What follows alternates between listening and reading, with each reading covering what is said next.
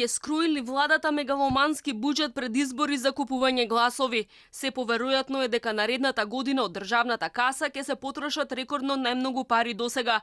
Јавноста лицитира со бројки што надминуваат 4 милиарди евра, а некои одат дотаму дека буџетот до година ќе биде поголем за дури 750 милиони евра и ќе изнесува 4,46 милиарди евра. Во прилог на овие тврдења одат и постапките на владата и министрите кои минатата недела не успеа да го усвојат предлог буџетот што Министерството за финансии им го достави пред 10 дена. Тврдат дека караници околу големината на приходите и расходите немало, туку напротив развиле плодна дебата околу државната каса. Се очекува буџетот официјално да помине на влада неделава. Клучно ќе биде зашто ќе се потрошат овие пари. Премиерот веќе најави адхок зголемување на пензиите за прв пат во неговиот мандат и тоа непосредно пред избори. Нешто што како опозиција жестоко го критикуваше.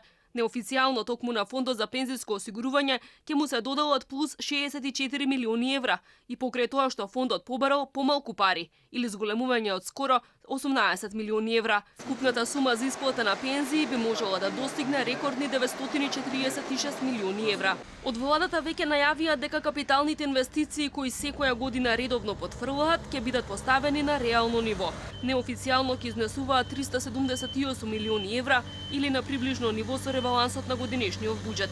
За да се реализираат сите проекти за пораст на плати и пензии, владата најверојатно ќе се задолжи за нови 400 милиони евра, односно ќе се задолжи за дури 1 милиарда евра, но и ќе врати долгови од 600 милиони евра. Не е исклучено ниту да се издаде еврообврзница. Последната проекција на владата беше дека економскиот раст ќе надмине 4% до година, а министерката вети дека буџетскиот дефицит ќе изнесува 2,3% од бруто домашниот производ. Бизнисот веќе алармираше дека ова е преоптимистичко сценарио и дека поради предвремените избори не очекуваат никакви спектакуларни резултати до година.